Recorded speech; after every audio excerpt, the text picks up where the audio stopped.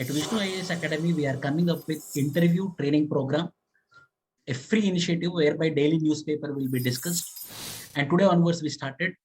Everyone, whoever are going for interview, join us. And whoever are not going for interview, the news will be useful for you. Thank you.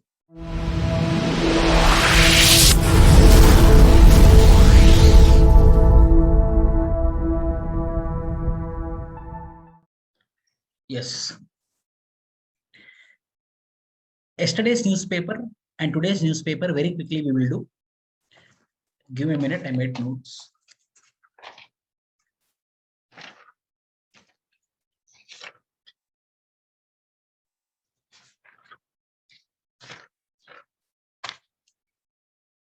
Yes. Yes, so we will start with the yesterday's newspaper.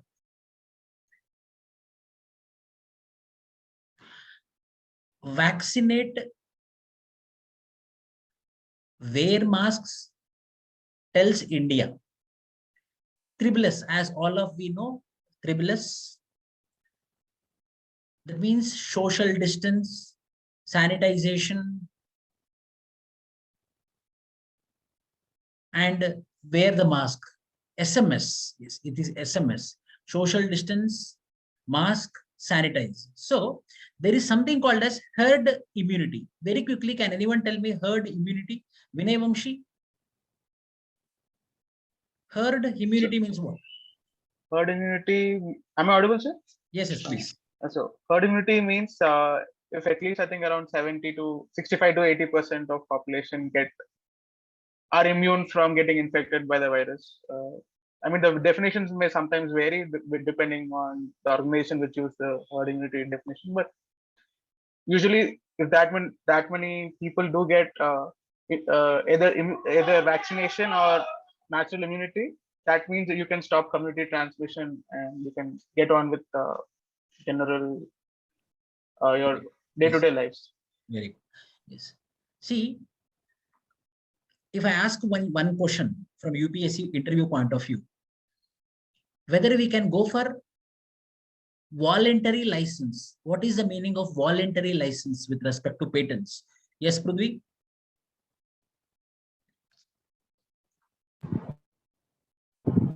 Sir, voluntary license is where the patent holder company can give licensing to any other company to manufacture or technology transfer. It is different from compulsory licensing where irrespective of the will of the patent holder, license can be given to other companies. Okay, so this is all the information about. So this particular individual is recommending for voluntary licensing, like Serum Institute, Bharat Biotech. They have to voluntary license to other companies so that they can produce the vaccination in mass amount. Who is this Sundarlal Bahuguna? Aman, what happened to him? So Sundarlal Bahuguna recently passed away due to COVID symptoms. He is an environmentalist who participated actively in Chipko movement. What is Chipko movement? The Chipko movement started in Uttarakhand to protect for the protection of trees, where the 10 tribal groups hug the trees to protect them from deforestation. Is there any similar movement in Karnataka? Sir, that movement inspired a lot of them in other states, but I am not aware of the exact movement. True, that is correct. Apico movement. Whether he is limited to environment or he entered into other dimensions also. Sir, I am not aware. See, he also led a movement of women's groups, Mahila Mandals, to enforce prohibition in Tehri Garhwal, which was a part of Uttar Pradesh. So he was also an advocate of women's movement. He is against prohibition, liquor prohibition. Okay. Yes. Can anyone, have you read this article, the AIDS fight offer a COVID vaccine patent pathway, Prudvi or Kiran?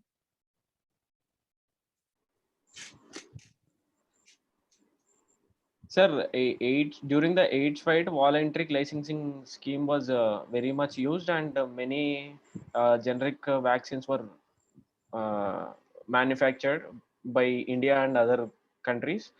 this has helped in reaching out to poor countries for mass vaccination. So similarly, that lessons of voluntary licensing should be used in this patent pathway. Very good. Yes. You told generic medicine. What is generic medicine?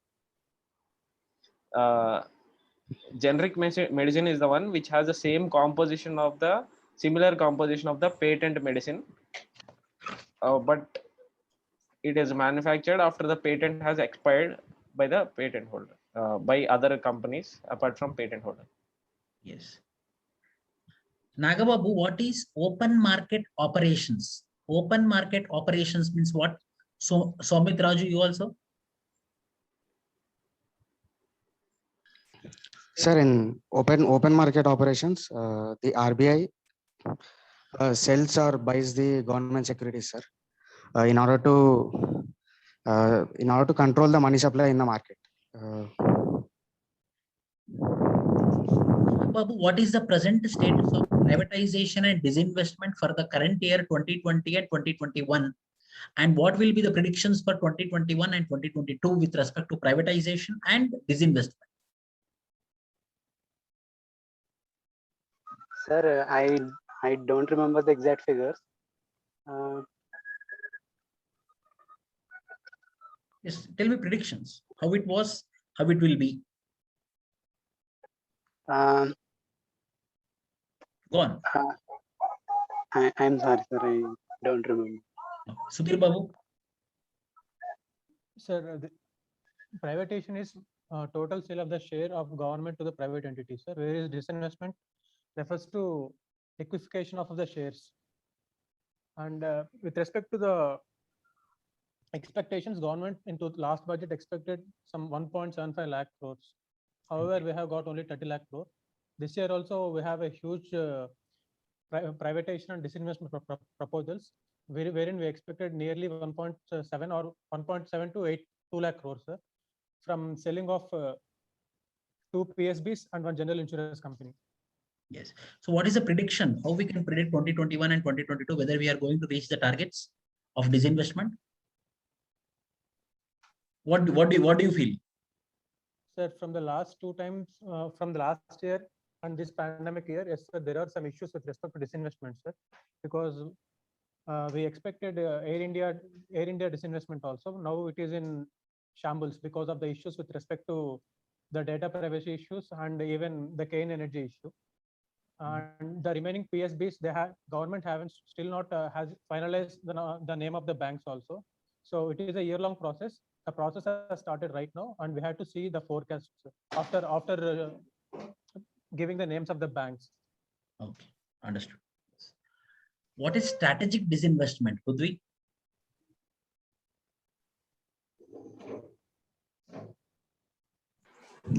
So strategic disinvestment is government selling away its share, but holding a considerable amount of share so that it can control the operations, administrative operations.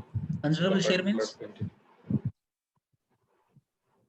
51%. Up to 51% with the government or with the private players? With the government. 51% with private players, less than 50% if we are strategic disinvestment means the ownership we are giving to the private players. Strategically, it is been given. Yes, can anyone correct me? What is strategic disinvestment, Aman Jain? Strategic disinvestment refers to government giving majority of its shareholding to private sector for better management control and efficiency. In numbers? So 51% of its shareholding is given to 51% of shareholding is controlled by the private sector. Yes. Yes, Saumitraj, strategic disinvestment? Sir, yes, sir. Strategic disinvestment means the government giving up strategic control of the organization, so that if management goes into the private hands, and along with it, government can control how much ever stake it wants, but less than 50% usually. So percentage And, will be? Up to 49, sir. Yes. Yes. Prithvi, okay. What is this WhatsApp privacy issue? WhatsApp privacy issue, which is very much in news. So WhatsApp has brought its new privacy policy where its data will be shared with the parent company, that is the Facebook. Okay. But there is outrage from Indian government because it is discriminatory with respect to application where the same is not applied in European Union and Turkey recently. So that is the issue going on. Do we have any law for data protection? Louder, Ludwig. Sir, as of now, we don't have a law with respect to data protection. Everything related to data is under the IT Act, but we have a draft data protection bill, which is yet to be made a law. Provisions, please. Sorry, sir, I don't know the entire provisions. Yes. So there provisions of data But protection some bill. of it are like. Yes, please. Sir, I'm not able to recollect the entire, sir, but there are some provisions with respect to the privacy, sir. Right to privacy, right to be forgotten, and right of the consent, right of consent before taking any information with the individual. This is the points that I can remember as of now. Okay. Vinay Vamshi. So the data protection will, I mean, it talks about responsibility of the guy of the entity which collects data. Something called a term they use is fiduciary responsibility. Apart from that, there are few provisions regarding collecting and storing data within the inside India and not on servers outside of India, especially with respect to financial and health data. Correct. Very good. See, what is corporate debt? Kiran, corporate debt means what?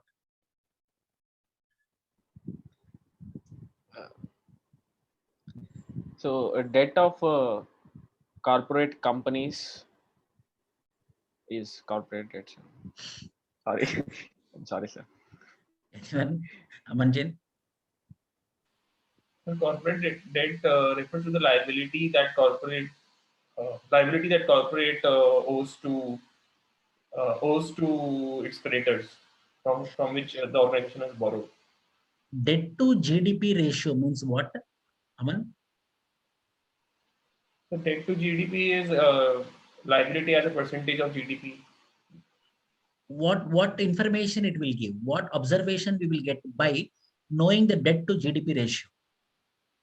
So, sir, by observing debt to GDP ratio, we observe that so it is used as one of the metric for sovereign credit rating of the country or of the organization. For credit rating of the organization, we come to know that how much under how much liability is the corporate and basis its revenue, we can determine whether it will be able to pay that or not. Yes. So in overall GDP, this much amount we are liable, this much amount we took debt. So for example, 100 rupees is there. If I tell debt to GDP ratio is 30 rupees, means 30%, it means that 30 rupees, the GDP which I produce, 30 rupees will go outside. So by seeing this debt to GDP ratio, the foreign players will come into India for the investment. This is a very good yardstick for the metrics also, as Aman told, to categorize AAA with respect to the credit rating agencies. This is one of the parameters, debt to GDP ratio. Yes. Yes. Anthropology people, tell me, how many PVTGs are there?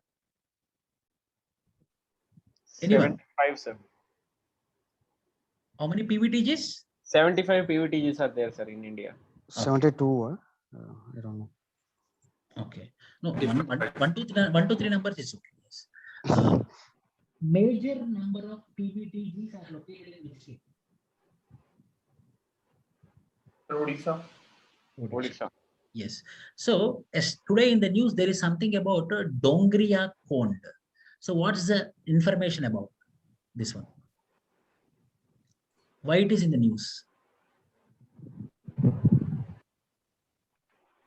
The Dongriya cones have been affected by COVID, the number of rising cases are more there.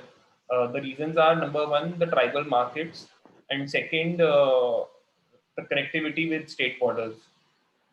See, my question is, in the wave one, the tribals were being alienated, isolated. No of the tribal community was being affected with the corona. But in second wave, the tribals also became susceptible for COVID. Why is it so? Prudvi.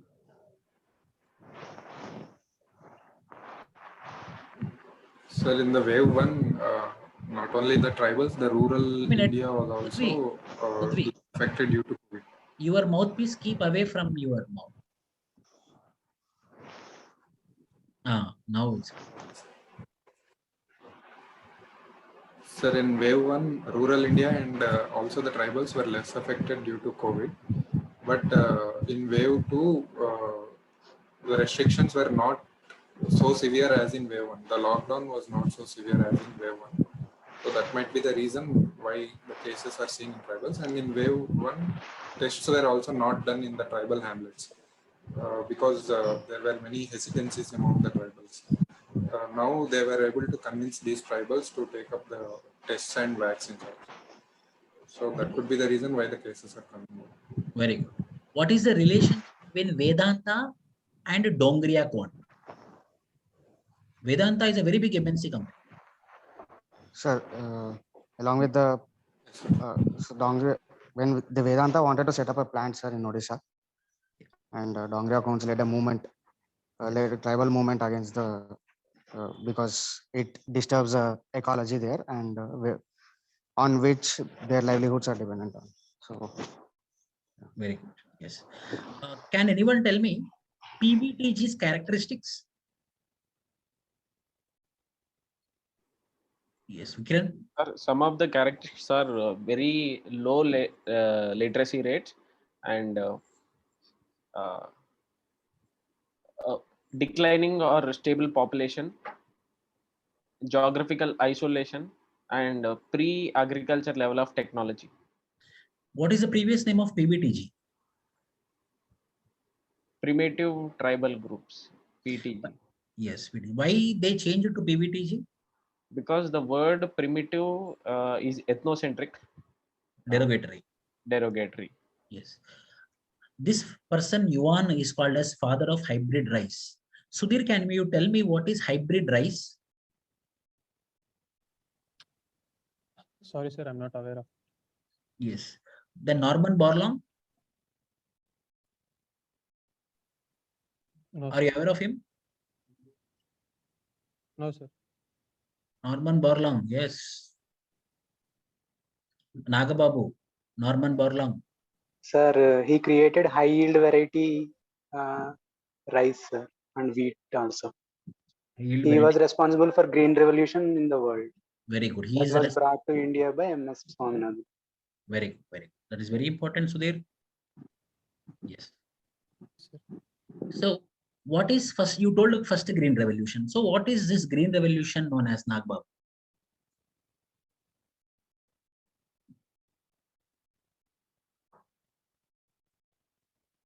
Nagbabu? Yes, Vinay Vamshi. What is first green revolution? First green revolution. I mean, is it in India's terms?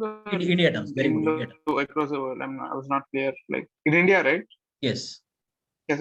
In the first revolution refers to the use of hybrid variety of seeds in rice and wheat, along with fertilizers and irrigation in areas of Punjab, Haryana, and I think Western UP. In the 1960s. That is referred to as first green revolution. Whether we have second green revolution? Gradually, more states and more areas were brought under similar use of high yielding varieties and fertilizers and pesticides. So you could consider that to be the second green revolution. Like then what is this bringing transfer of those? Yes, very good. What is this then bringing green revolution to eastern regions? Have you heard about it, Aman? Yes, sir. So bringing green revolution to Eastern India aims to improve agriculture productivity in the northeast areas by focusing on not only wheat and rice, but horticulture crops uh, as well as pulses and fruits and vegetables. Soumik, bringing green revolution to Eastern India. Sir, since historically, if you see, most of the production is happening either in the western, northwestern, or northern, or even the southern parts of India, and the eastern India has always been not as much productive as the other parts because the green revolution happened there. So this time they want to bring the same amount of production and productivity into this part along with the, and also this time the debate is also on sustainability, sir. Whether so the first green revolution was very much damaging to the environment because of the excessive use of water and the increased salinity. So this time the eastern UP, sorry, in eastern revolution, we are trying to bring the sustainable development concept as well. Very good. Aman Jain, it is not northeast, it is only eastern. West Bengal, Bihar, Jharkhand, Odisha. These 4 states are focused upon. Assam is there. Yes. Assam is also I'm also not sure, sir, whether northeast is located or not. Northeastern states are no, it's Eastern India. Tomorrow again we will discuss on the same topic, bringing green revolution to Eastern India. Okay? Yes. There is something here in the newspaper, Ma Zedong Great Leap Forward Policy. Yes, Prithvi, what is this Great Leap Forward Policy?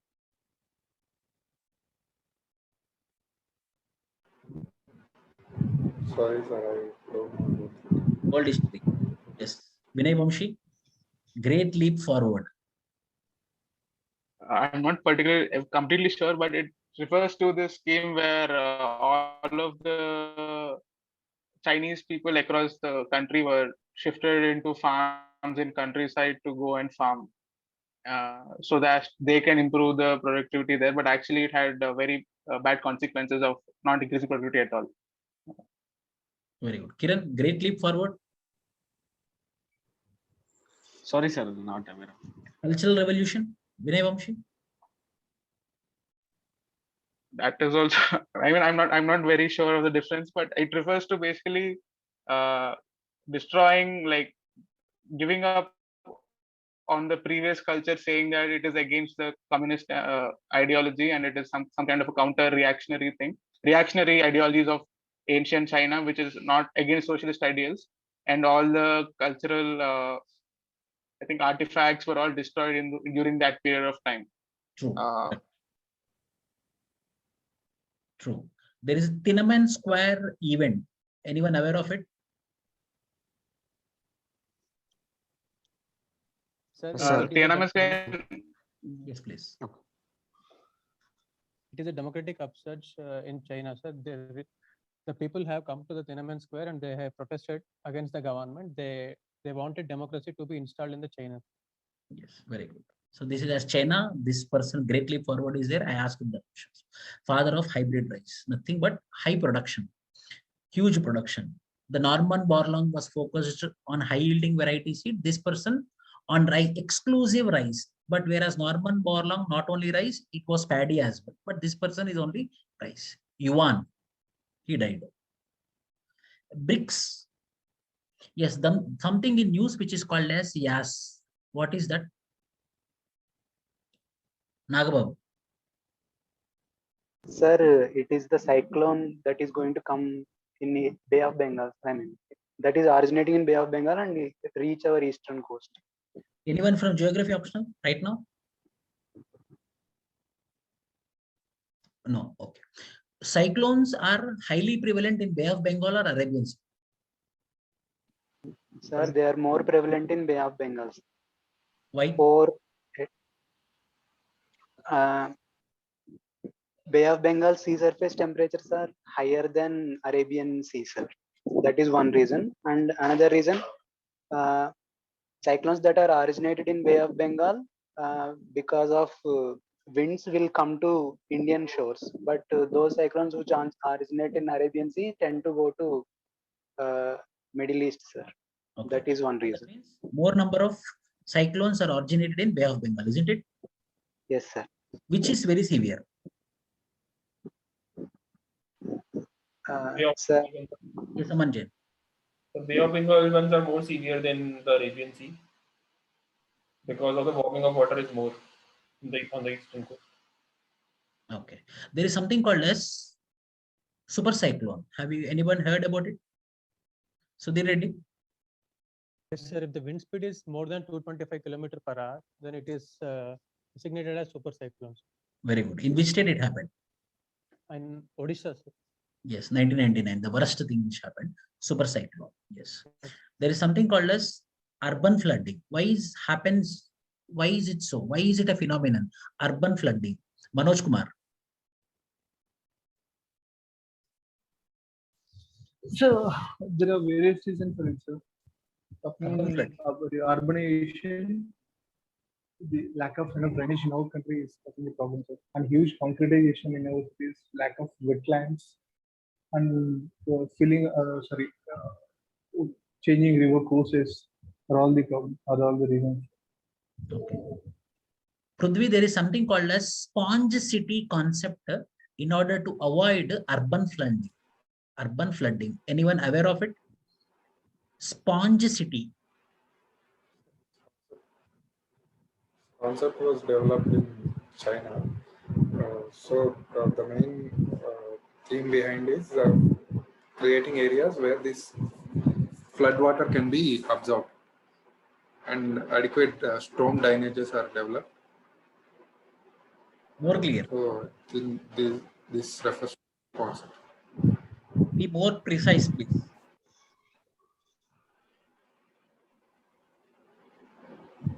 Sorry, sir. I should look into it again. Yes, Sponge city. Anyone? Sir, I think if it depends on the forestation also, sir. If more trees are grown in the city, they absorb more water. And also sponge city means whenever excess water comes, these drainages absorb those waters and leave out. Okay. So that there are no urban floods. See, Sponge city is nothing but it's a technology whereby it's an idea, not technology, it's an idea.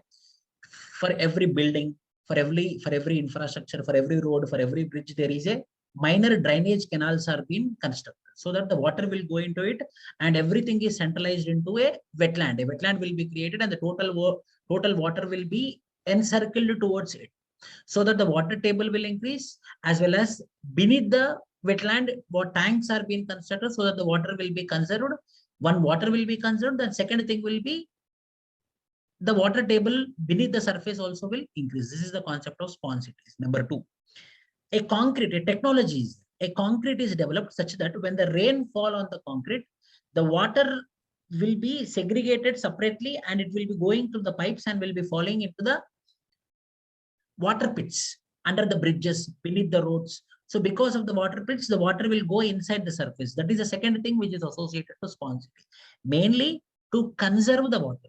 It is similar to water harvesting, but not water harvesting. Water harvesting is a concept which is associated only to the buildings establishment. Sponge city is an overall design of an urban area.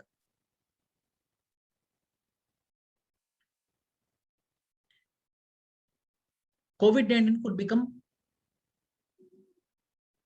Yes, what is difference between cyclone as Yas came, Tauti came, difference between cyclone, typhoon, hurricane or hurricane?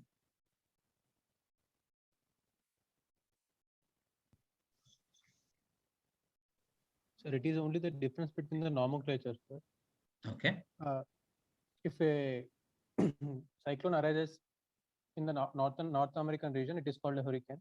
Very good. If it is near the South China Sea, it is called typhoon. And if it is in the Indian Ocean and Arabian Sea, they are called cyclones, sir. And if it is in Australia, they are called willy willies.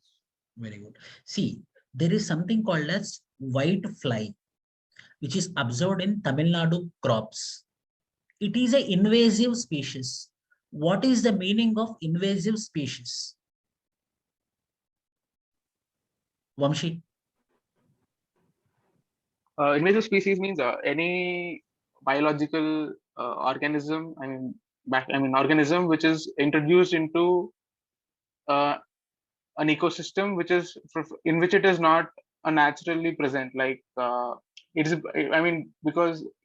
Because of the different continents are far apart, they are isolated from each other, and they develop a natural biological agents and organisms. And when they are brought into different they do not have natural predators or something, so they basically take over the local ecosystem and cause damage. So those are called invasive species. Correct. How they come here? Sometimes they are naturally brought, before in 1800s when colonization was happening.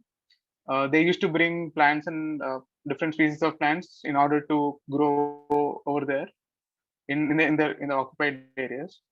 Recently, it has been happening because of trade and commerce, whereby when you do not have proper control points at entry and exit points of a trade, they may enter your country through those mechanisms. See this whitefly, how it entered into India. This is from Caribbean. The tourists, out of their curiosity, when they bring small trees or branches of trees, so with that, this whitefly came, according to Indian Council of Medical Research, ICAR, Indian Council of Agriculture Research, told in this particular article. So the tourists who are visiting, they carried this whitefly. It is damaging the crops in Tamil Nadu. There is something called as ballast water. Aman, have you heard about it? Ballast water? Sir, I've heard, but I don't know what it is. Yes. Manoj, ballast water? Kiran, ballast water. So can you hear me? Yes, please. So ships use water as ballast water. So it is said that invasive species sometimes come through this ballast water too. Sir. Not clear. Ballast water means? So ballast water used in ships to filter and for some activities in ships, sir. Kiran? Sir, ballast water is a wastewater in the ship, sir. So after their journey, they are disposed at the destination. Simple. Here, I loaded the goods. I went to some other country. I unloaded. When I'm going back, the ship, when it is going back, it will be empty. So in order to have a balance in the ocean high seas, it need to have some weight. So what they will do, they will put water, simple water, ocean water into the ship, and they will carry up to their originating point. So when they reach here, this water, only for the sake of weight, in order to have the balance on the high seas, they will again leave here. So this water, which is of European origin or any other origin, will become an invasive water here. With this, some species will enter into our waters or any other waters. That is called as ballast. Okay? This is Hamas issue. Anyhow, overall, we will have one day exclusive about Palestine and Israel. Yes. This is Yas, which happened in Bay of Bengal. Then what is a cyclone in Arabian Sea?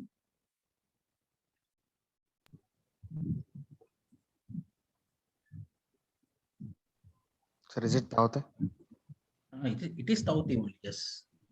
Any difference between both of them, Tauti and Yas? So I think the severity of the cyclones are different, sir. This is less severe than, Yas is less severe than Taute. I do not remember exactly what the severity level is. Who are going to give these names, Yas, Tauti, etc., etc.? Aman Jain. So cyclone naming is formed by the regional grouping of India and its neighboring countries like Myanmar, Bangladesh, Sri Lanka, Pakistan, etc. And Taukte is named after Myanmar's gecko. Yes. So, Yes, that's correct. Job crisis in the second wave of COVID-19, it is there in the news. today. In the first wave, we were listening too much. We listened too much about migrant laborers moving here and there, here and there. But in the second lockdown, it is not so. Why is it so? Because So, yes. so because number one, this time it was not a national lockdown. It was based on containment zones. And second, this time there was more planning and other initiatives made for the migrants to provide them with social security.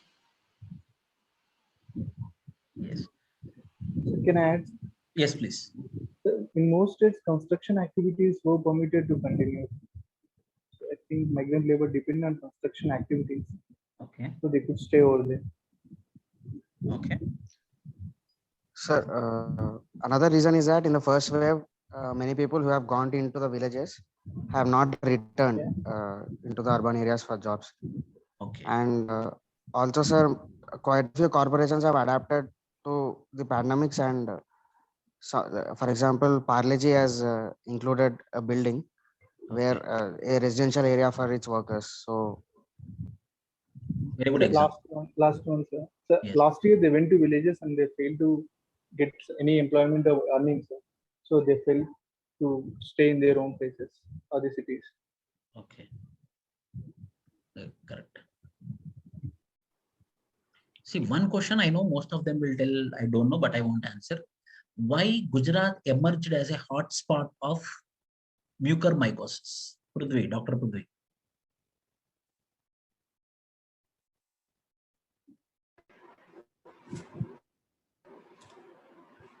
Why Gujarat is a Sir, I don't know the exact reason, but I can say causes for mucormycosis, why the cases are rising. yes.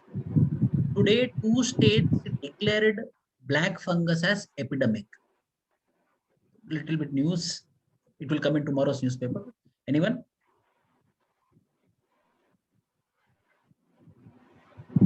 Is Rajasthan and Telangana? Actual question. Yes. So for this Telugu people from Manoj Kumar, I think from Rayalaseema. Yes, isn't it? No. Yes, sir. The question is for you. Is it true that the medicine from your region, from Anandaya, is it really scientific? Whether it is doable, workable? So, our Indian Ayurvedic State Ayush Association has given a report that it isn't either Ayurvedic, so it is some kind of, it is not scientific, sir. But people are trusting in it. Government needs to find something if there is truth in that, or should encourage it or ban it, sir. Government should take a stand on it, sir. So government need to take a decision. That you want to Yes, sir. tell? Yes, sir. Government needs to take a decision. But nearly Either allow 10,000 it or people got, disallow it. according to the media reports, 10,000 people got cured by this medicine. Is it true? So they aren't scientifically proved, sir. Maybe there isn't any clear evidence for that. People do trust in these kind of people for a certain limited amount of time, sir. But enough scientific evidence is to be produced. What do you say, Prudvi?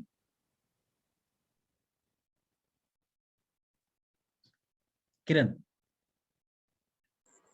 Sir, we don't know if it is scientific or unscientific.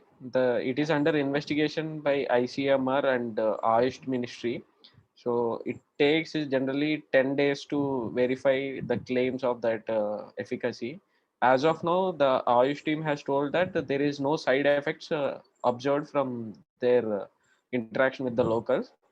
But efficacy can be known only after some investigations. Sir. Till then, it should be not allowed to be distributed, sir. Okay.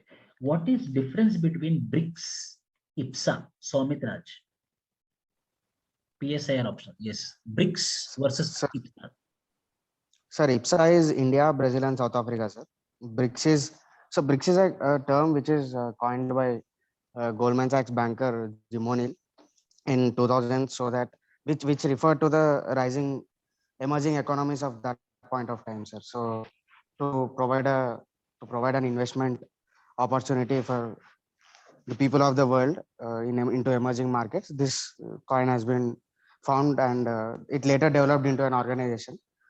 And IPSA, sir, is just the global south, sir, which is India, Brazil, and South Africa, which more not just represents the emerging markets idea, but also represents the global south, the leading economies of the global south. To so they put forward the issues regarding global south. For example, India and South Africa recently has gone into WTO also. I mean, if Brazil joins, they can use IPSA.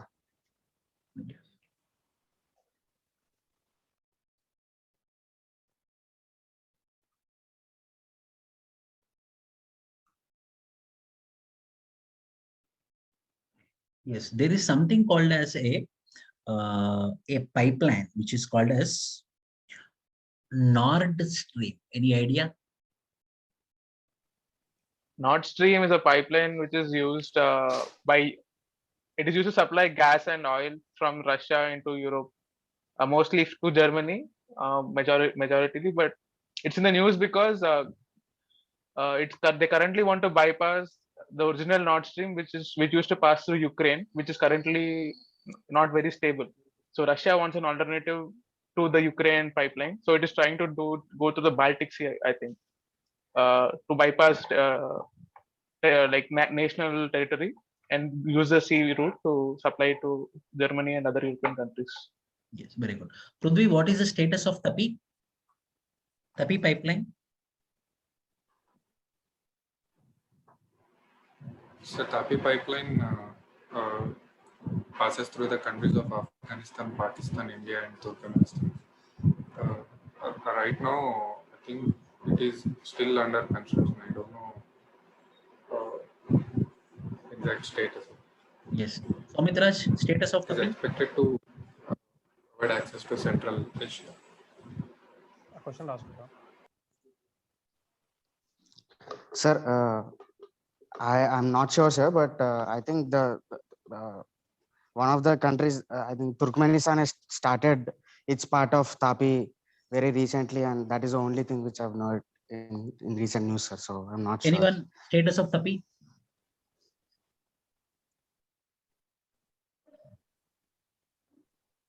So there are issues from Afghanistan side too. Yes. Whether they are continuing under consideration or they withdrawn the idea. They withdrawn the idea. Tapi was an idea which was been there, which tried a lot, but could not. Now it is a failed idea. IPI, Manoj Kumar. So present status I'm not aware, sir. Huh? I'm IPI, not aware of the present status. IPA, So Amanji. it is Iran, Pakistan, and India. Okay, Iran, Pakistan, and India. What is the status? So that status I wasn't aware of that status. I will look into it. Sir, am I audible, sir? No. Okay. So I think there's some issue. So I'm not aware of the exact status of IPA, sir. Okay. Yes. Somit or Kiran, Vinay Vamshi, IPI. This is very important, no, pipelines. I think since the Iranian sanctions have been imposed by the Trump administration, I think it's been it's been stopped. I think so, sir. Yes. See, this idea is discontinued completely, but IPA is postponed. It is just there is a hold. There is a hold. But again, the negotiations are going on with respect to IPA. It is not completely stopped. Whereas Tapi, the idea is closed forever.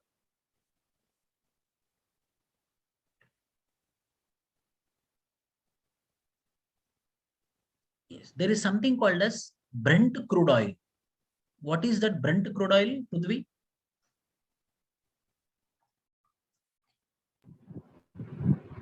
So Brent crude oil,